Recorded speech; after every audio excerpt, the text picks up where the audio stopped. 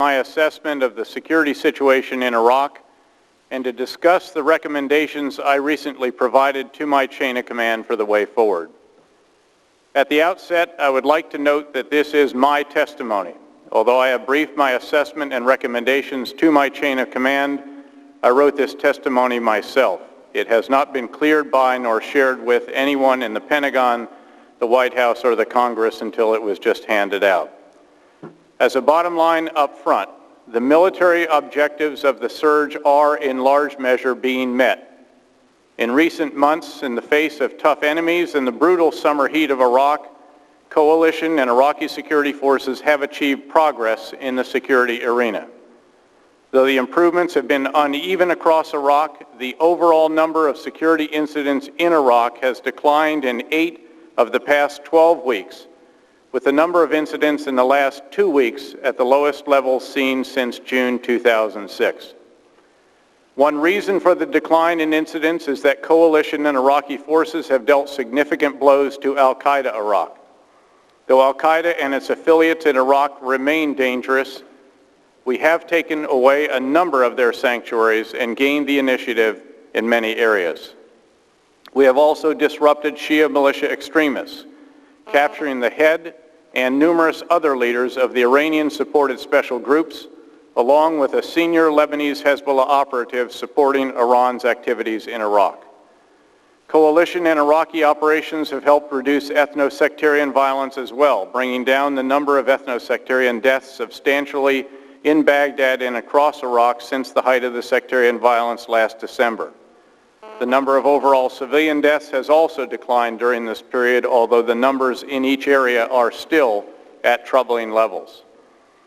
Iraqi security forces have also continued to grow and to shoulder more of the load, albeit slowly and amid continuing concerns about the sectarian tendencies of some elements in their ranks. In general, however, Iraqi elements have been standing and fighting and sustaining tough losses, and they have taken the lead in operations in many areas. Additionally, in what may be the most significant development of the past 8 months, the tribal rejection of al-Qaeda that started in Anbar province and helped produce such significant change there has now spread to a number of other locations as well. Based on all this and on the further progress we believe we can achieve over the next few months, I believe that we will be able to reduce our forces to the pre-surge level of brigade combat teams by next summer without jeopardizing the security gains that we have fought so hard to achieve. Beyond that, while noting that the situation in Iraq remains complex, difficult, and sometimes downright frustrating, I also believe that it is possible to achieve our objectives in Iraq over time, although doing so will be neither quick nor easy. Having provided that summary, I would like to review the nature of the conflict in Iraq, recall the situation before the surge, describe the current situation, and explain the recommendations I have provided to my chain of command for the way ahead in Iraq. The fundamental source of the conflict in Iraq is competition among ethnic and sectarian communities for power and resources. This competition will take place, and its resolution is key to producing long-term stability in the new Iraq. The question is whether the competition takes place more or less violently. This chart shows the security challenges in Iraq. General, let me interrupt you. The members should have the charts in front of them. The chart over near the wall is very difficult to see from here, so I would urge the members to look at the charts that have been handed out and should be immediately in front of them. Thank you, General. This chart shows the security challenges in Iraq. Foreign and homegrown terrorists, insurgents, militia extremists, and criminals all push the ethno-sectarian competition toward violence. Malign actions by Syria, and especially by Iran, fuel that violence. Lack of adequate governmental capacity, lingering sectarian mistrust, and various forms of corruption add to Iraq's challenges. In our recent efforts to look to the future, we found it useful to revisit the past. In December 2006, During the height of the ethno-sectarian violence that escalated in the wake of the bombing of the Golden Dome Mosque in Samarra, the leaders in Iraq at that time, General George Casey and Ambassador Zalmay Khalilzad, concluded that the coalition was failing to achieve its objectives. Their review underscored the need to protect the population and reduce sectarian violence, especially in Baghdad.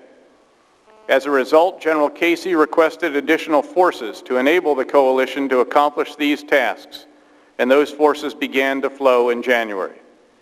In the ensuing months, our forces and our Iraqi counterparts have focused on improving security, especially in Baghdad and the areas around it, wresting sanctuaries from al-Qaeda control and disrupting the efforts of the Iranian-supported militia extremists. We have employed counterinsurgency practices that underscore the importance of units living among the people they are securing, and accordingly, our forces have established dozens of joint security stations and patrol bases manned by coalition and Iraqi forces in Baghdad and in other areas across Iraq. In mid-June, with all the surge brigades in place, we launched a series of offensive operations focused on expanding the gains achieved in the preceding months in Anbar province, clearing Baquba, several key Baghdad neighborhoods, the remaining sanctuaries in Anbar province, and important areas in the so-called belts around Baghdad, and pursuing al-Qaeda in the Diyala River Valley and several other areas. Throughout this period as well, we engaged in dialogue with insurgent groups and tribes, and this led to additional elements standing up to oppose al-Qaeda and other extremists. We also continued to emphasize the development of the Iraqi security forces, and we employed non-kinetic means to exploit the opportunities provided by the conduct of our kinetic combat operations, aided in this effort by the arrival of additional provincial reconstruction teams. The progress our forces have achieved with our Iraqi counterparts has, as I noted at the outset, been substantial. While there have been setbacks as well as successes and tough losses along the way, overall our tactical commanders and I see improvements in the security environment. We do not, however, just rely on gut feel or personal observations. We also conduct considerable data collection and analysis to gauge progress and determine trends. We do this by gathering and refining data from coalition and Iraqi operations centers, using a methodology that has been in place for well over a year and that has benefited over the past 7 months from the increased presence of our forces living among the Iraqi people. We endeavor to ensure our analysis of that data is conducted with rigor and consistency, as our ability to achieve a nuanced understanding of the security environment is dependent on collecting and analyzing data in a consistent way over time. 2 U.S. intelligence agencies recently reviewed our methodology, and they concluded that the data we produce is the most accurate and authoritative in Iraq. As I mentioned up front, and as the chart before you reflects, the level of security incidents has decreased significantly since the start of the surge of offensive operations in mid-June, declining in 8 of the past 12 weeks, with the level of incidents in the past 2 weeks the lowest since June 2006, and with the number of attacks this past week the lowest since April 2006. Civilian deaths of all categories, less natural causes, have also declined considerably, by over 45% Iraq-wide since the height of the sectarian violence in December. This is shown by the top line on this chart, and the decline by some 70% in Baghdad is shown by the bottom line. Periodic mass casualty attacks by al-Qaeda have tragically added to the numbers outside Baghdad in particular. Even without the sensational attacks, however, the level of civilian deaths is clearly still too high and continues to be of serious concern.